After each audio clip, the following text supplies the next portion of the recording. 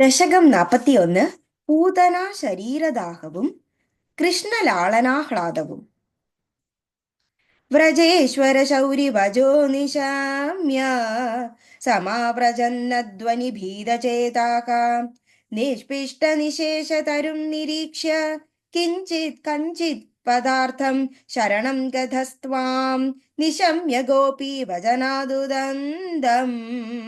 സർവേപി ഗോപാ ഭയവിസ്മയാന്താഃ ത്വത്പാദിതം ഘോരപിശാചദേഹം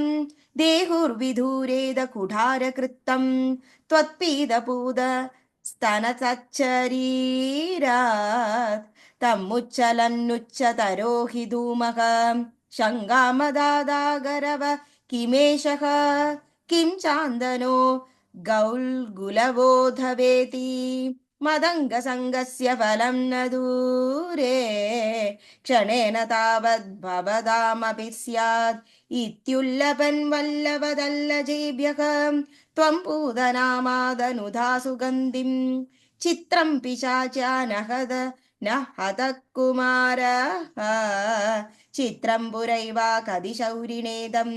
इति प्रशंसन् किल गोपलोको भवन्मुखालोकरसेऽन्यमाक्षीत् दिने दिनेद प्रतिवृद्धलक्ष्मी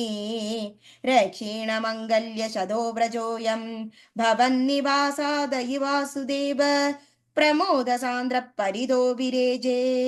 गृहेषु ते कोमलरूपहास इदः कथा सङ्कुलिता कमन्यकं वृत्तेषु कृत्येषु भवन्निरीक्ष समागता प्रत्यहमत्यनन्दन्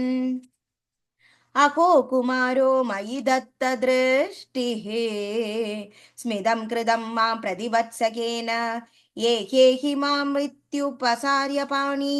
त्वयीश किं न कृतं वधूभिः भवद्वपु स्पर्शन कौतुकेन करात्करं गोपवधूजनेन निधस्त्वमाताम्र सरोजमाला अव्यालम्बीलोलं वधूमलासीः निपाययन्ति स्तनमङ्गगं त्वां विलोकयन्ति वदनं हसन्ति दशां यशोदा कथमां न भेजे स तादृश पाहि हरे गदाम्नां सर्वत्र गोविन्दनाम सङ्कीर्तनं गोविन्द गोविन्द नारायण अखिल गुरु भगवन् नमस्ते।